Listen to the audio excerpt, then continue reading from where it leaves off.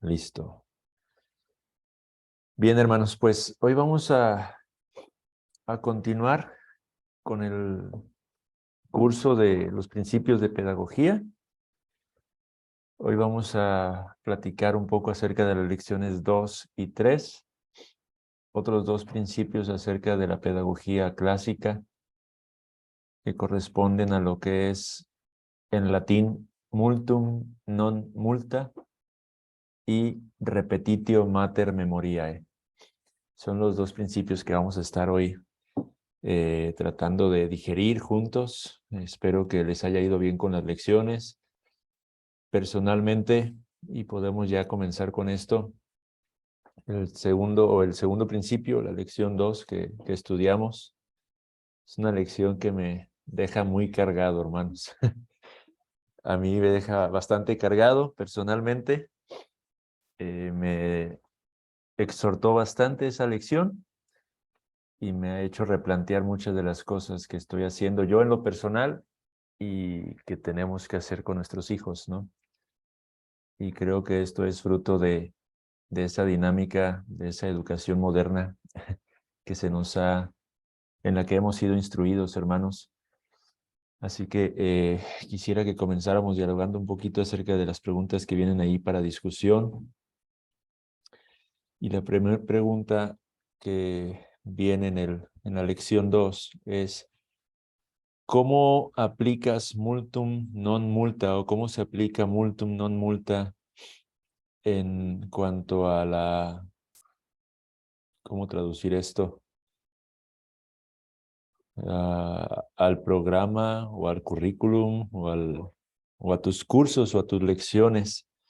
Esto obviamente está dirigido yo creo que particularmente en cuanto a las lecciones en las escuelas o en la escuela en casa, pero podemos dialogarlo en cuanto a una de en nuestros propios estudios, nuestro día a día, hermanos. ¿Cómo podemos aplicar multum non multa en nuestro día a día, hermanos? ¿Quién quiere participar al respecto? ¿Qué podemos comentar a la luz de lo que pudimos estudiar en la lección número 2?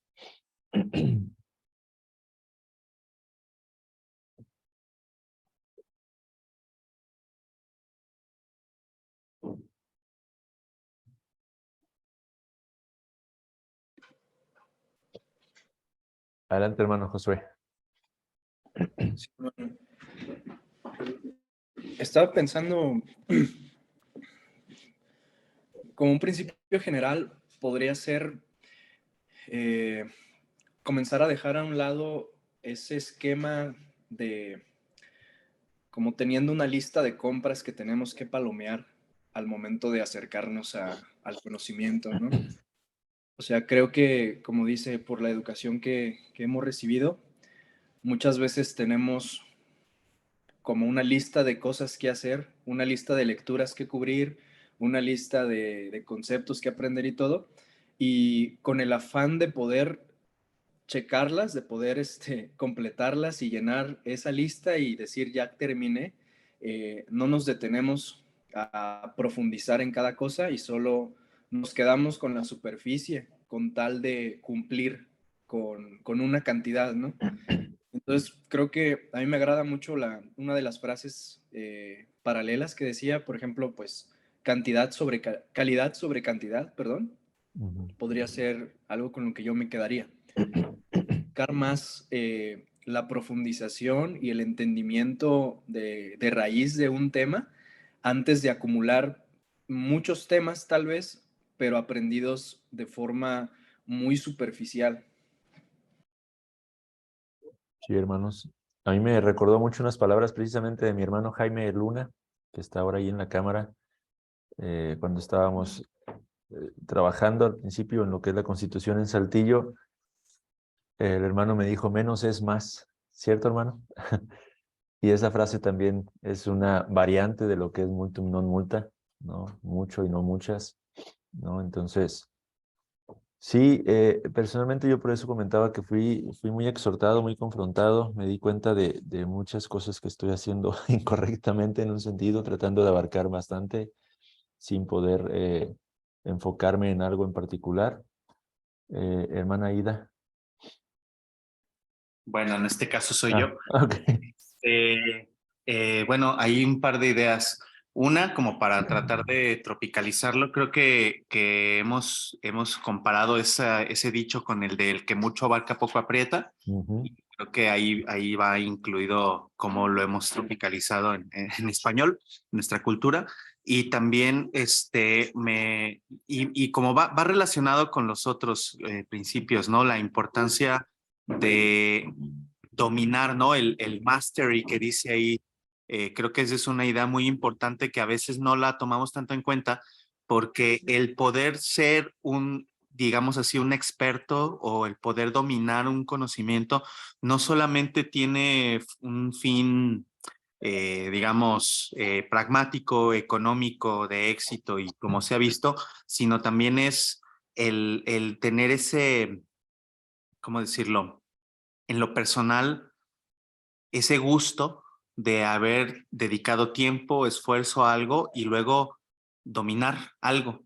Y el haber corrido todo ese camino permite que la persona sepa que es posible dominar pues otras cosas y eventualmente si uno tiene la necesidad de dominar otra cosa, la que sea, o explorar o aprender más por la providencia, al haberlo ya hecho en algún área, puede uno aplicarlo también en otra y saber que lo que requiere pues es ese esfuerzo que Dios ha hecho las cosas y nos ha hecho con esas capacidades y simplemente requiere el mismo camino que cursamos en aquella cosa, pues ahora lo hacemos en esta otra. Muy de la mano con el festín alente y los demás principios que estamos viendo. Sí, hermanos. Sí, creo que el principio es claro en un sentido, ¿no? Es decir, es mejor hacer mucho de poco, ¿no? Y no un poco de muchas cosas. ¿La hermana Alejandra? Ah, no, perdón, se me movió aquí, pensé que quería, estaba levantando la mano, me confundí. Entonces, creo que el principio es claro en un sentido, ¿no? Pero, ¿cómo aterrizarlo, hermanos? Ya de la manera práctica, ¿cómo podemos aplicarlo en el día a día? Bueno, hermana Rebeca, no sé si quieres comentar algo antes. Buenas noches, hermanos. ¿Sí me escuchan? Sí, hermana. Ah, bueno, yo apenas estoy iniciando, pero esta parte, bueno, este principio me gustó mucho y fui muy confrontada porque yo pensaba diferente y bueno, estaba, bueno, me dio mucha claridad porque, por ejemplo, yo estuve un tiempo estudiando medicina y yo decía, no, pues es que sí, tuve que haber terminado todo ese tiempo, todas las materias que abarca, pero sí, me di cuenta que, o sea, nada más te enseñan así como muy poco de todas las cosas y al final terminas sin saber pues nada realmente, por eso o sea, es mucho tiempo el que estudias y no, realmente no conoces de ninguna especialidad y todavía tienes que estudiar más años para ser así, pero sería más efectivo si tomáramos como pocas materias y nada más especializarlos en ellas y ya después lo demás, ¿no?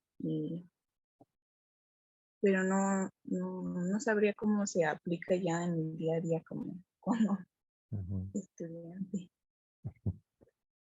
Gracias, hermana. Sí, hermanos, la pregunta a mí que me deja realmente como meditando, pensando bastante, digo, ya entiendo el principio, ya vi la importancia, ya fui convencido, fui redarguido, ya fui sacudido, ¿no? Hasta recordé una anécdota muy chistosa, digo, cuando pone al niño con la mochilota al principio, me acordé de nosotros en nuestros días de estudiantes, ¿no? Con las mochilas bien pesadas, ahí cargando un montón de libros de todas las materias. Y recordé mi abuelita argumenta que uno de mis tíos quedó chaparrito porque en la escuela llevaba su mochila siempre muy pesadota, ¿no? Entonces me hizo pensar en eso y la verdad me trasladó a esos días de escuela, de estudio en los que aprendíamos, entre comillas, de todo, un poco, pero nada al mismo tiempo, ¿no?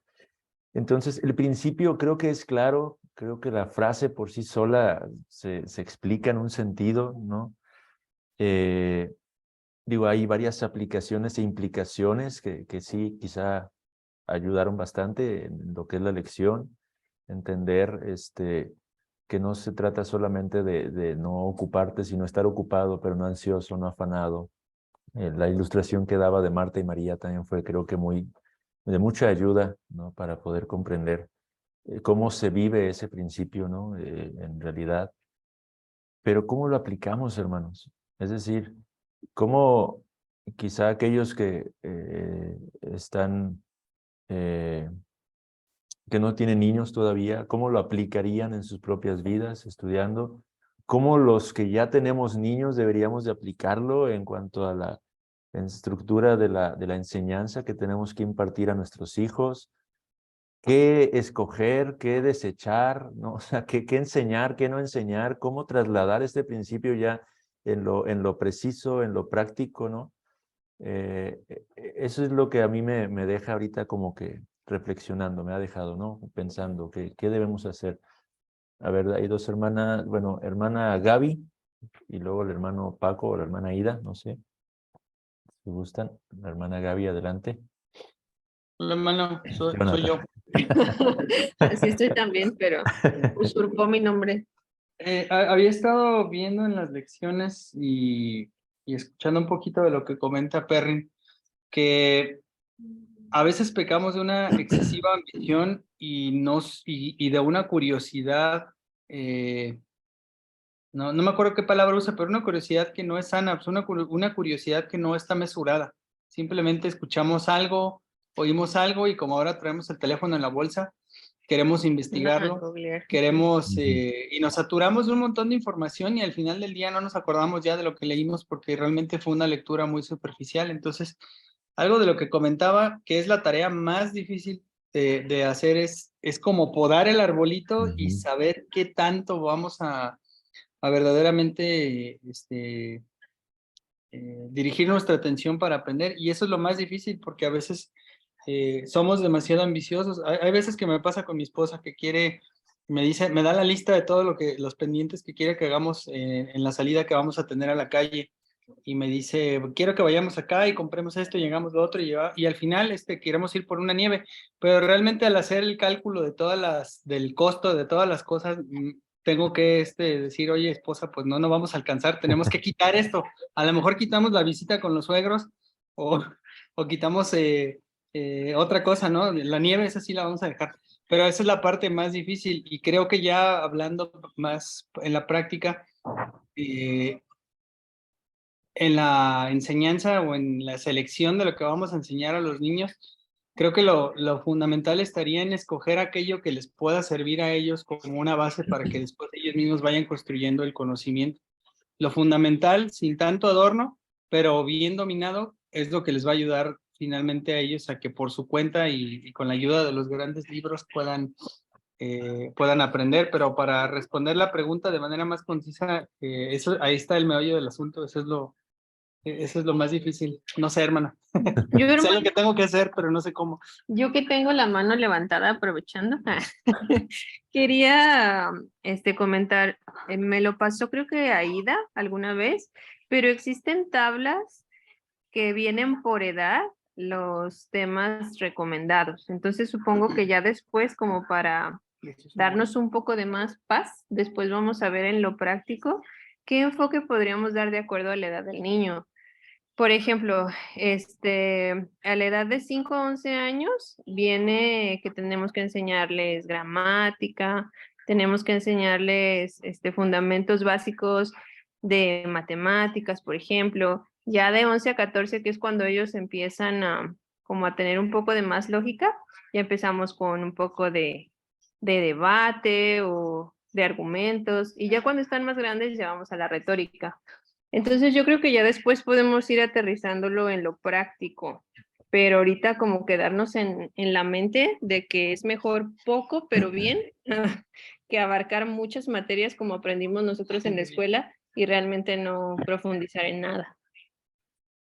Mi opinión. Ok, muy bien, hermana. Hermano Paco o hermana Ida, y luego el hermano Josué. David. Hola hermanos, pues ahora ya me toca a mí. Ok.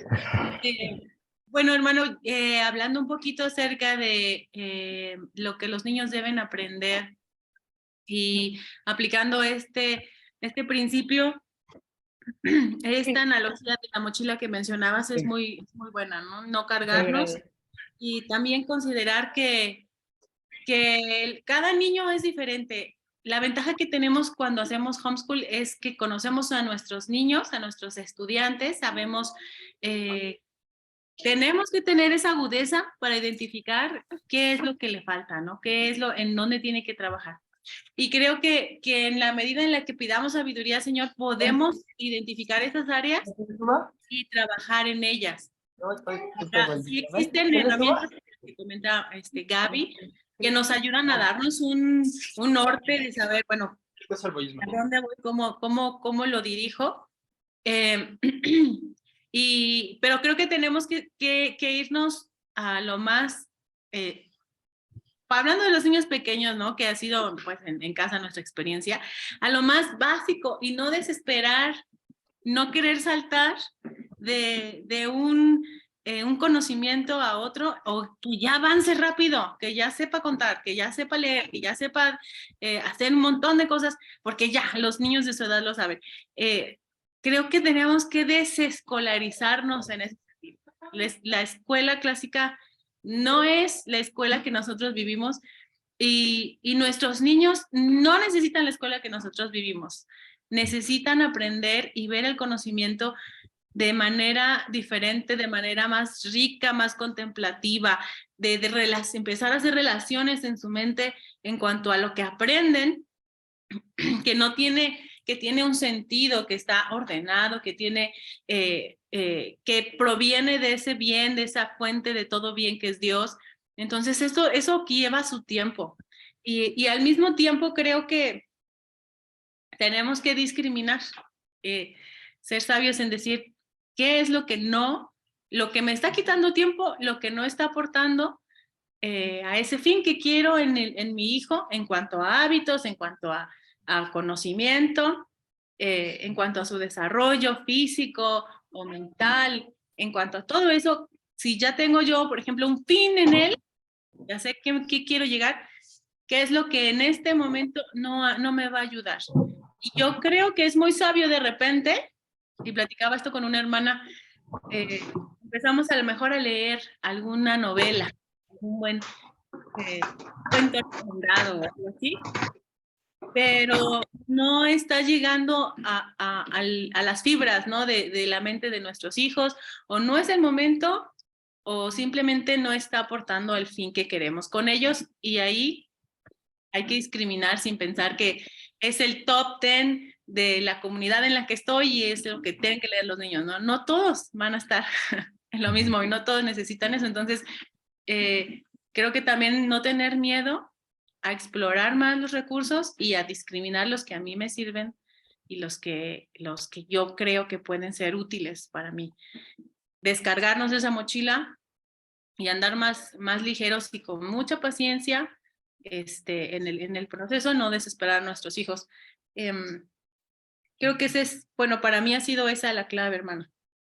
Ya nos dirán los hermanos que están solteros cómo lo aplican ellos a su vida, porque pues sí, tiene bastantes aplicaciones. Creo que Christopher Pérez decía también, tu vida espiritual, en tu vida con Cristo, en tus devocionales, estás corriendo siempre, estás atrás y a mí personalmente sí me pasa, estoy atrás de la página que me tocó y ahí estás tratando de llenar el checklist.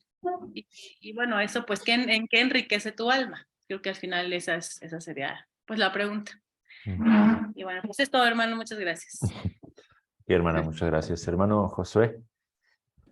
Sí, hermano. Como dice la hermana Ida, desde un punto de vista soltero y sin hijos, bueno, yo casado y sin hijos, pero alguien soltero, y sin hijos, podría decir. Aplicado a nivel personal, yo creo que nos ayuda aprender a ponernos límites y sobre todo disciplinarnos a seguir ese límite y no salirnos de él. Y esto pues se puede aplicar de varias formas. Por ejemplo, algo que ya se comentó, lo toco brevemente, cuando tenemos una curiosidad por algún tema novedoso que de pronto salió, o sea, hay que aprender a discriminar qué cuestiones sí no son útiles tal vez empezar a estudiar en un momento dado y cuáles son accesoriales nada más y que no hay que como tratar de abarcar todo. Otra cosa es, yo lo noto mucho, por ejemplo, en este tipo de participaciones, queremos hablar de todo lo que ya estamos aprendiendo, pero deberíamos quizás intentar jugar, trazar una sola línea de pensamiento y estar sobre ella y no salirnos de ella y soltar toda la información de todo lo que ya sabemos al respecto de otras cosas. Sucede mucho también en el evangelismo. Yo siento que tratamos de comunicar todos los aspectos del mensaje evangélico en una sola explicación y al mismo tiempo al hacerlo abarcamos todo, pero al mismo tiempo no estamos diciendo nada sustancial de ningún dato especial, ¿no? Entonces, tratar de dar un límite, ya sea a nuestro tiempo de estudio, un límite a nuestro discurso, un límite a nuestra participación y estar ahí taladrando sobre eso mismo, intentando excavar lo más profundo en una sola temática sin tener que tocar todos los temas que ya conocemos un poquito para darle riqueza a lo que estemos estudiando, lo que estemos diciendo. Entonces yo diría eso, hermano, o sea, disciplinar nuestra propia mente a un límite que nos pongamos, no salirnos de él, pero al contrario profundizar dentro de los lindes que nos hayamos puesto. Ok, hermano, muchas gracias. Hermano Javier y hermana Becky.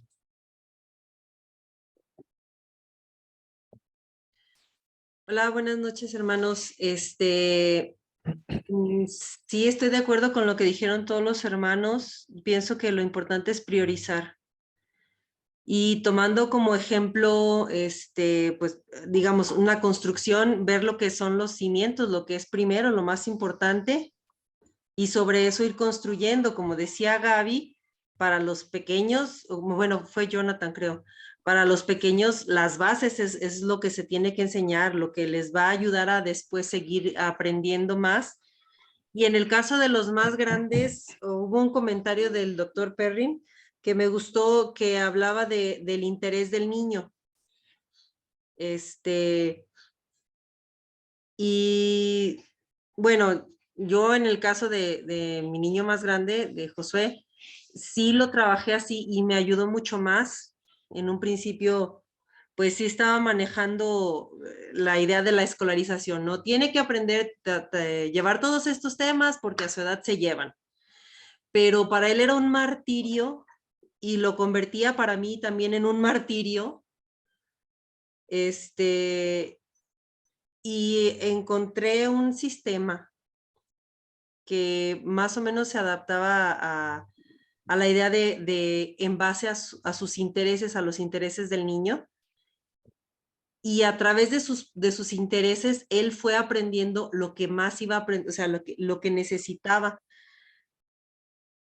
Y bueno, yo vi que ese sistema es, no en todo, hay cosas que sí tienen que llevar, tienen que aprender, tienen que ver, pero también en base a sus intereses pueden aprender, por ejemplo, no sé, matemáticas, incluso aprendiendo de aves. Pueden aprender matemáticas, pueden aprender música, pueden aprender muchas otras cosas basándonos en lo que a él le interesa para que se convierta de veras en un conocimiento adquirido, que lo apropie, se apropie del conocimiento el niño. Pero sí creo que en todos los casos, tanto en educando a niños pequeños, educando a niños grandes o educándonos nosotros mismos, lo importante es priorizar, ver qué es lo realmente importante y cubrir eso, llegar, o sea, más bien ahondar en eso, profundizar en eso y ya después, si queda más tiempo, pues se aprenderán más cosas, pero pues como también creo que lo dice el doctor Perrin, primero lo primero. Eso es lo que yo creo. Ok, hermana, muchas gracias. Sí, hermanos, personalmente yo, para ya nada más, digo, redondeando un poco ya todo lo que todos comentaron y poder pasarnos al otro principio. Hay mucho que podríamos abarcar, como bien lo dijo ahorita el hermano Josué. Podríamos, es tan amplio también el tema al mismo tiempo, pero mi interés particular en cuanto a lo que estamos platicando el día de hoy es que podamos, a la luz de todo lo que hemos comentado, digerir la aplicación de este principio en cuanto a las necesidades del día a día, ¿no? Es decir, por ejemplo, en el caso de los hermanos que aún no tienen niños, solteros o casados, y nosotros mismos, la forma de aplicarlo, como lo expresaron varios de ustedes, es tratar de enfocarnos en algún aspecto en particular. Por ejemplo, personalmente, en cuanto a la lectura, ¿no?, de las Sagradas Escrituras, o la lectura de libros, el enfocarse en un material en específico y poder avanzar, dominarlo, profundizarlo, ¿no? Ahora, yo no creo que está peleado, por ejemplo, el seguir un calendario de lectura, ¿no?, bíblico, ¿no? O sea, digamos, en nuestra devoción personal, creo que es importante el no caer en el extremo tampoco, es decir, sí es mucho y no muchas, no tratar de abarcar mucho, pero creo que ahí es donde entra también el elemento de ser constantes, de ser disciplinados, ¿no? Sí, vamos a leer las escrituras con un calendario y tenemos que llevar el checklist, porque también caemos en el extremo, hermano. Lo cierto es que cuando no hay ese elemento de forzarnos, terminamos cayendo en cuanto a este aspecto, al descuido muchas de las veces, ¿no? Nos falta disciplina en ese sentido. Entonces, yo veo que este principio tenemos que entenderlo, ver cómo debemos aplicarlo, digerirlo, pero esto no significa que no tenemos que continuar manteniendo, ¿cómo decirlo?, un plan de estudios, un esquema bajo el cual debemos de guiarnos, ¿no? Porque si no, tarde o temprano terminamos desvariando o desviándonos sin saber ni siquiera qué rumbo estamos tomando. Y digo, estoy mencionando todo esto para poder aterrizarlo en lo práctico de lo que estábamos hablando. Por ejemplo, hablando de la enseñanza con nuestros hijos. No se trata solamente de darles mucho de poco, pero sin tener un rumbo sobre el cual queremos caminar, ¿no? Tenemos que tener claro el plan hacia dónde queremos dirigirnos. Por eso creo que ante todo, el consejo que daba Perrin al final, tomado del libro de una mujer llamada Sarah Mackenzie, el primer consejo que ella daba era que pudiéramos aclarar nuestra visión, que tener claro nuestro objetivo, hacia dónde queremos ir. Y eso es lo que va a marcar la pauta de lo que nosotros vamos a aplicar en nuestra escuela en casa o en nuestro estudio personal, ¿no?, en nuestro crecimiento o edificación personal, ¿no? Entonces, es cierto, creo que hay que discernir las ciertas tendencias o capacidades que nuestros hijos puedan tener. Es algo de lo que yo, por ejemplo, estoy tratando de discernir en oración y a la luz de los talentos que veo en mis hijos, ver en dónde puedo enfatizar un poco más en su enseñanza, ¿no? Pero hay ciertos elementos principales, los rudimentos que llama Perrin, que no tenemos que pasar por alto y son los que es importante que podamos trabajar en entender cuáles son esos rudimentos para poder aplicarlos de una manera particular en nuestra enseñanza en casa, con el estudio en casa, ¿no? Por ejemplo, hablando ya de forma muy puntual, Jonathan decía, hay que entender qué es lo fundamental. ¿Qué es lo fundamental? Bueno, yo creo, hermanos, que una forma de enfocarnos en cuanto a la enseñanza con nuestros hijos es matemáticas, es lo que es latín, ¿no? Digo, una vez más, latín es nuestro coco. No sabemos cómo entrarle al latín, ¿no? Pero yo he entendido, hermanos, la importancia del latín a la luz de estos estudios, ¿no? Porque el latín no es solamente estudiar una lengua muerta, como la llaman hoy en día, sino que es estudiar profundamente varios aspectos de nuestra cultura y de nuestro lenguaje y de lo que somos nosotros incluso, ¿no? Porque estudiar latín es estudiar historia, es estudiar literatura, es estudiar tu propia lengua, tu español, tu gramática, es estudiar tu lógica, es estudiar incluso retórica. Entonces, he entendido la importancia del latín. ¿Cómo podemos llegar a enseñar latín? Bueno, ese es el gran reto que tenemos tal vez, ¿no? Mientras tanto, pensar cómo podemos suplir esa necesidad o cómo podemos enfocarnos en cuanto a esa necesidad. Y la otra es los grandes libros. Digo, con este principio, hermanos, tal vez estoy divagando mucho, porque traigo mucho en la cabeza y con este principio he entendido ahora de manera más precisa el por qué Christopher Perrin resume educación clásica en lo que son las 7 artes liberales y los grandes libros, ¿no? Literalmente, o sea, trivium, quadrivium, grandes libros. Ahí está la esencia de lo que es la educación clásica y la esencia de lo que nosotros necesitamos enseñar a nuestros hijos o en lo que necesitamos sumergir a nuestros hijos, ¿no? Dando estos 3 elementos, pero entendiendo cómo podemos aplicarlos, creo que estamos cumpliendo ya con el objetivo y el propósito de formar a nuestros hijos en cuanto a lo que ellos necesitan para que puedan ser desarrollados, ¿no? O puedan desarrollarse como criaturas hechas a imagen de Dios. Obviamente, una vez más, sabemos que esto abarca muchas cosas más, ¿no? Pero tratando de enfocarnos, ¿no? Para poder como resumir y traer de una manera puntual la esencia de todo esto, eso es, o sea, tenemos que ver la forma de cubrir la enseñanza de matemáticas en sus diferentes aplicaciones. Por eso es que creo que incluso él mencionaba al final, no sé si fue en esta misma lección, la importancia de cierta edad darles matemáticas, latín, los grandes libros y música. 4 elementos. Ya las variantes que tú puedes aplicar o puedes darles pueden ser muchas, ¿no? Pero esos 4 elementos son los que yo creo personalmente que son en los que tendríamos que buscar cómo enfocarnos en la enseñanza de nuestros hijos y estaremos realmente cumpliendo con la necesidad, ¿no? Que ellos tienen. Insisto, ya ahí entra si lo vas a hacer a través de esta forma de aplicación, si por medio de esta otra, o sea, pero esos son los 4 elementos que creo yo, hermanos, y que si estoy mal, alguno de ustedes puede corregir o participar también, pero mi interés en esta plática o en cuanto a esto era que podamos quedarnos con algo concreto, ¿no? No abstracto, sino concreto.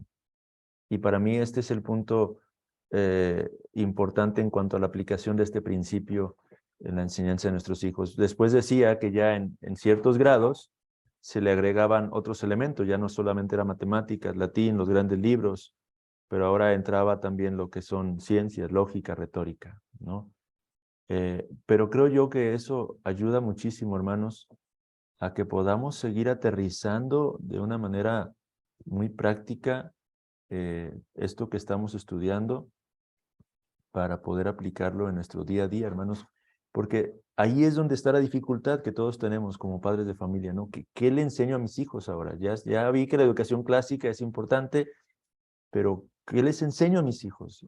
Entonces, multum non multa nos enseña en esta ocasión de manera concreta que hay esos elementos que no deben de faltar en la enseñanza, ¿no?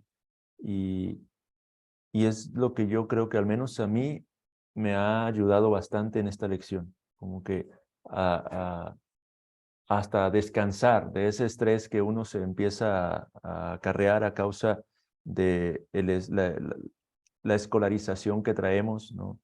El estrés y la carga de pensar que tengo que darle esto, si no, no estoy cumpliendo en absoluto con la necesidad y me estoy quedando corto, ¿no? Entonces, esto a mí me ha ayudado y me ha enfocado, hermanos. No sé, quizá espero que a ustedes también y que esto que estoy comentando pueda también ayudar a otros hermanos que después vean la grabación, ¿no? Pero si algo rescato yo ahorita en lo práctico es esto, que tenemos que primero enfocar nuestra visión hacia dónde queremos ir y que sí hay cosas concretas, ¿no?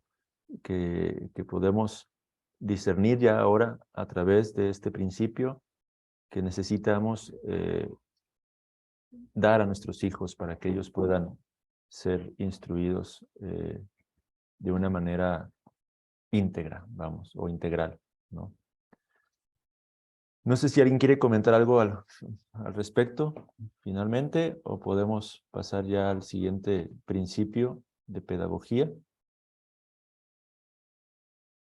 Vamos a pasar al siguiente, hermanos. El siguiente principio es el de repetitio mater memoriae. La repetición es la madre de la memoria. Y este es otro principio, hermanos, que para mí ha sido sumamente revelador, ¿no? Realmente me doy cuenta de que no lo entendía correctamente, ¿no? Y para mí ha sido sumamente revelador el estudiar este principio de pedagogía. Una vez más, también está redarguyendo, impactando mi forma de entender el estudio incluso. Entonces, la pregunta clave, creo yo, es la primera pregunta de discusión que se aborda en la lección y dice, ¿cómo podemos emplear la repetición con el propósito de cultivar la virtud? Esa es la pregunta, hermanos. No sé si alguno de ustedes quiere participar y nada más como para poder entrar en la pregunta. Para mí fue revelador esto porque entender que el propósito de la repetición no es simplemente grabar en tu mente ciertas cosas, sino que impacten tu corazón, es lo que a mí realmente me abrió como que el entendimiento en muchos sentidos, ¿no? Hermano David, adelante. Sí, buenas noches, hermanos. Esa lección está muy, bueno, en general todas, ¿no? Pero con esta última lección sí fue algo como muy envolvente, puesto que al escuchar al escuchar lo de Festina Lente y a escuchar la de Multa non multa, sí, como que sí ya empiezo a entrelazar el cuerpo de la educación clásica, porque al inicio sí era como muchos conceptos, pero a la vez como abstractos, se pudiera decir. Pero ya al escuchar esta parte de la virtud y cómo el memorizar te lleva a contemplar esa parte, o sea, cómo tú puedes tomar quizá lo que él decía, tomaba el Salmo 1 y mencionaba acerca de la parte donde dice que de día y de noche meditarás en esta ley. O sea, cómo tú puedes tomar quizá un texto, quizá algo, no sé, no únicamente un texto, contemplar algo desde diferentes perspectivas y poder entender y ver la virtud sobre esta cosa que estudias o memorizas, en este caso repites, pero no necesariamente solamente para aprender la oración, sino para contemplar lo que es digno de contemplar. Es lo que a mí me queda claro con esta lección. Gracias, hermano. Sí, esa es la parte que realmente, como yo decía al principio, ha impactado, ¿no? Al menos en mi corazón ha impactado bastante y me hizo clic con cosas que uno vive día tras día, ¿no? Es decir, por ejemplo, cuando uno está memorizando y meditando las Sagradas Escrituras, lo cierto es que sí impacta tu corazón, o sea, te refrena de pecar muchas de las veces, ¿no? O sea, recuerdo momentos muy particulares en los que he estado masticando algún pasaje, algún texto, algún proverbio incluso, y hay alguna circunstancia en mi vida, y como traigo ese texto constantemente en mi mente en ese momento, me frena, me guía, me ayuda, ¿no? Me permite usarlo como un instrumento incluso para mortificar algún acto pecaminoso, etcétera. Entonces, la memorización, o sea, ahora que lo entiendo de esa manera, hermano, la memorización realmente no solamente es como un periquito aprender las cosas para poder recitarlas, ¿no? Sino la memorización tiene ese propósito de hacernos crecer a nosotros. Y hablando, por ejemplo, entre cristianos y del cristianismo, la memorización tiene el propósito, y hablando de las escrituras, hermanos, memorizar la palabra del Señor tiene el propósito no solamente de que seamos capaces de recitar todo un salmo o de recitar todo un capítulo completo de la Biblia, ¿no? Y sorprender a otras personas, sino tiene el propósito de impactar nuestro corazón y ayudarnos a crecer en piedad, ayudarnos a crecer en nuestro carácter conforme al de nuestro Señor Jesucristo. Entonces, entender eso, hermanos, digo, ahorita lo estamos hablando en cuanto a la aplicación del cristianismo, de nuestra vida cristiana, de nuestro crecimiento espiritual, pero entenderlo desde esta perspectiva y luego llevarlo y trasladarlo a lo que es la enseñanza pedagógica de las diferentes asignaturas que nuestros hijos tienen que entender, personalmente ha cambiado completamente mi visión de la importancia y la forma de memorizar o de hacer que nuestros hijos memoricen, ¿no? O sea, número uno, la importancia, me ha impactado bastante, ¿no? La importancia de que mis hijos memoricen, y no solamente escritura, sino el conocimiento en general, pero la forma también, porque eso es otra cosa, hermanos, ¿no? O sea, la forma de memorizar es algo que también maneja aquí en la lección Christopher Perrin, que ayuda bastante, ¿no? Entonces, no sé, ¿alguien quiere opinar algo más al respecto, hermanos?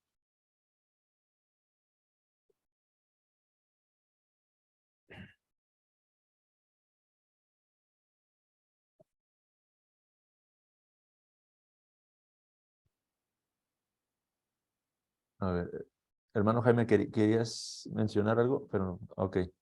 Hermano Jaime y luego Jonathan y Gaby, y luego la hermana Ida. Sí, a mí la memorización se me hace como un tipo de andador,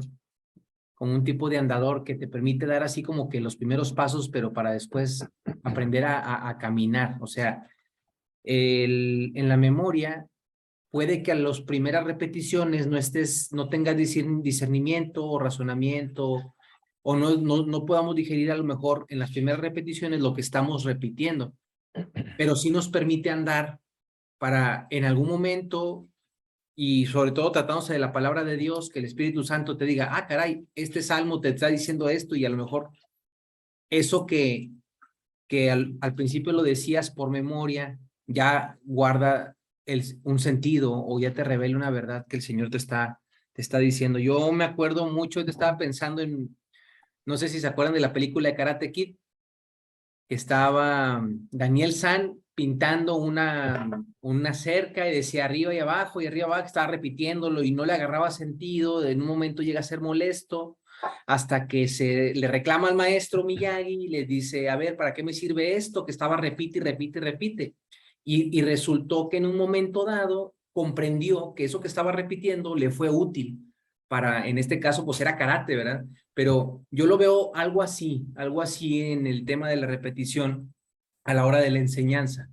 Se me hace que es una muy buena herramienta, pero nunca lo había visto así.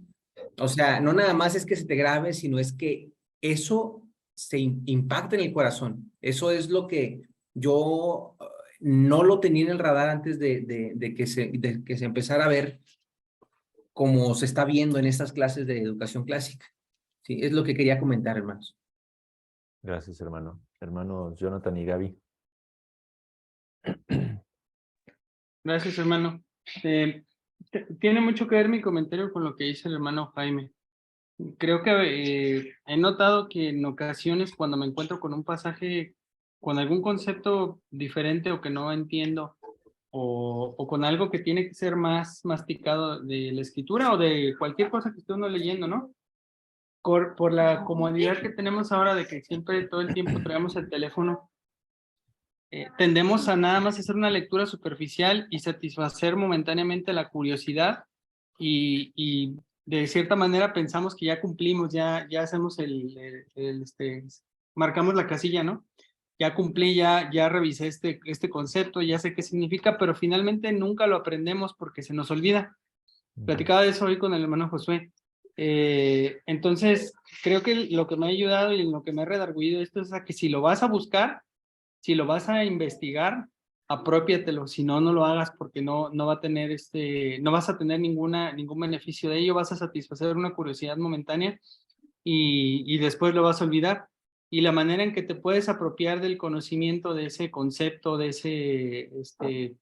de esa definición a lo mejor de algo de teología o de algún texto de la Biblia es repitiéndolo, repitiéndolo, repitiéndolo varias veces hasta que te lo apropies. Como decía Chesterton, no decía él, no decía él que no tenía, parafraseándolo, que no tenía el derecho de citar a un autor a menos que él lo hiciese de memoria, porque entonces sabría que el conocimiento era de él y tenía el derecho de hacerlo. Entonces, creo que eso me ha redargüido mucho, hermano, porque a veces tendemos con una curiosidad y por la facilidad que tenemos ahora de que traemos el internet en la bolsa, de buscar la palabra, buscar el concepto, pero como ya digo, ya no estamos en la primaria, ya no estamos en la escuela, decimos de cierta manera, ya lo leí, ya lo entendí, ya lo tengo, ¿no? Ya cumplí, cuando en realidad no es así. Le contaba a Josué que hace unos años leí una palabra, un concepto, y lo volví a encontrar hace unas semanas en una lectura que estaba haciendo, en un artículo que leí, y dije me acordé que esto ya lo había olvidado, como dice Perrin.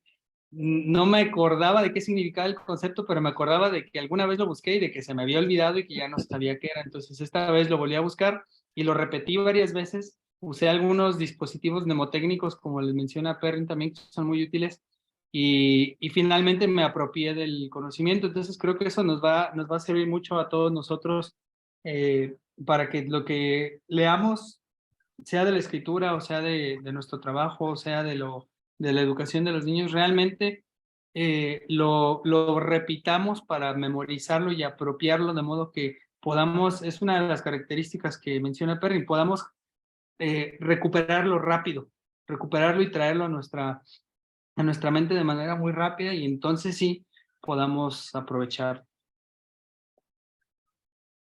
Sí, hermano.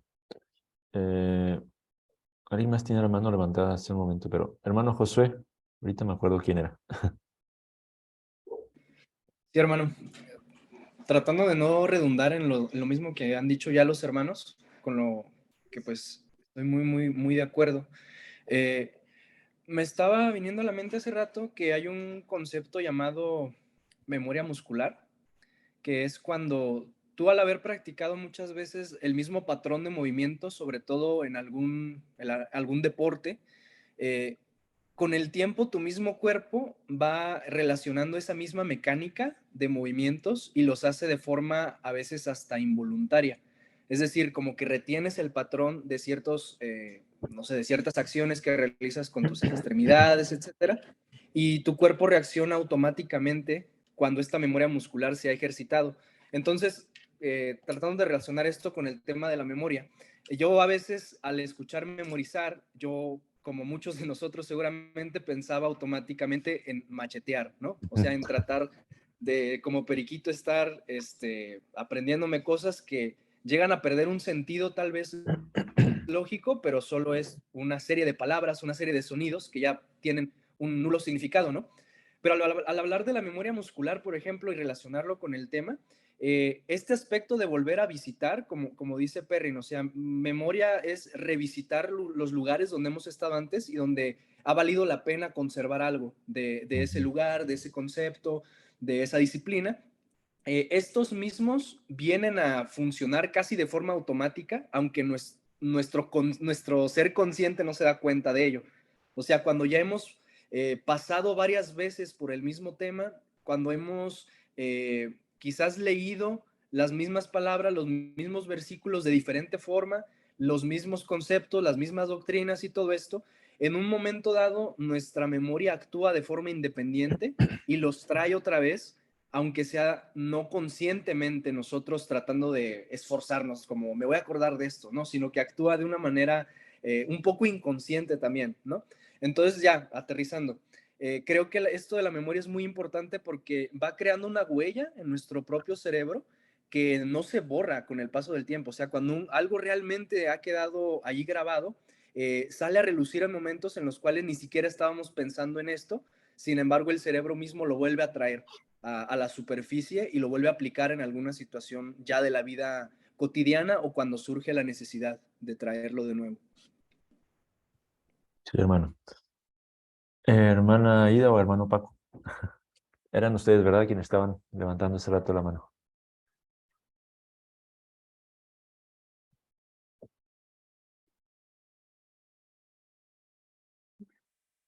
hermano Paco o hermana Aida. Ahí estoy hablando y no le he quitado el miedo. Estaba diciendo que creo que algo para construir adicional sobre el primer comentario que se me hizo también muy conciso ahí de David, cuando decía volver a contemplar aquello que es digno de ser contemplado. Creo que ahorita hubo varios matices, como que algunos comentarios van muy enfocados a cómo aprendemos quizás ya como adultos, otros un poquito más pensando en los niños. Creo que como niños ciertamente los padres somos quienes los llevamos a aquello que es digno de ser contemplado y hasta cierto punto los obligamos un poquito a aprender cierta cosa y pareciera mecánico, pero bueno, están las herramientas que nos dieron y los cantos, los jingles y todo lo que lo vamos a ver después, eh, para que ellos puedan aprender cuando ellos no tienen ese discernimiento de lo que es digno de ser contemplado, pero al final creo que la clave está ahí, ¿no? En la medida en la que es algo digno, vale la pena poseerlo y como decía en latín, la raíz no repetitio, ¿no? Volver a pedir. Es cuando nosotros contemplamos algo hermoso, queremos pues seguirlo viendo, ¿no? Y es como que se abriera una ventana y luego se cierra y luego lo quiero volver a ver y esa es una manera en la cual yo lo hago mío y cuando ya lo poseo, como dice Josué, ahora yo lo puedo contemplar ya no en el libro, ya no en el audio, ya no en el video, sino ya lo tengo yo y lo puedo recordar y en la escritura es similar, es meditarlo, también es una manera de repetirlo, no nada más recitarlo, sino meditarlo, comprenderlo, contemplarlo. Creo que es una manera en la que nosotros apropiamos, que al final creo que es el punto y eso ya lo mencionaron la mayoría de los que hablaron, poseerlo, adquirirlo, pero creo que nada más quería como puntualizar esa parte, ¿no? Porque creemos que eso que estamos revisitando es algo digno de poseer. Amén, hermano. Y pues a la luz de esto, hermanos, para ya ir concluyendo, ya con todo lo que han comentado, sus participaciones, creo que entendemos entonces el propósito, el sentido de la repetición, ¿no? Pero ¿cómo memorizar entonces ahora a la luz de esto? ¿Cómo es que se nos enseña la lección que tenemos que entonces memorizar? Hermana Paloma. Buenas noches, hermanos. Bueno, me acuerdo del ejemplo que da Perrin sobre historia, por ejemplo. Eh, Habla de que no debe de ser o sea, que la memorización no implica que debe de ser siempre de la misma forma, sino que pueden ser empleados diferentes como métodos.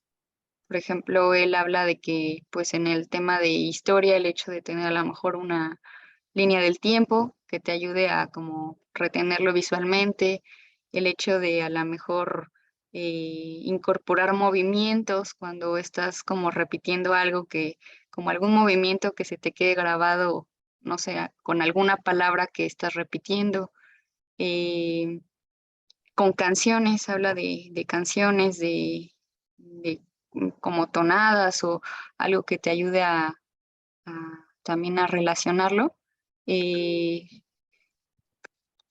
Habla como no me acuerdo si, sí, como dibujos, imágenes, o sea que no se habla, por ejemplo, del concepto de casa, ¿no? Que dice, pues si estás enseñándole casa en otro idioma, pues le enseñas a lo mejor una frase en el idioma que conoce e incorporas la palabra casa, ¿no? Así como habla de, no sé, lo dice en inglés, ¿no? Que la casa tiene diferentes cuartos y ahí como involucra el concepto, ¿no? Entonces, creo que me imagino que dependiendo de la materia se pueden incorporar estos como diferentes principios.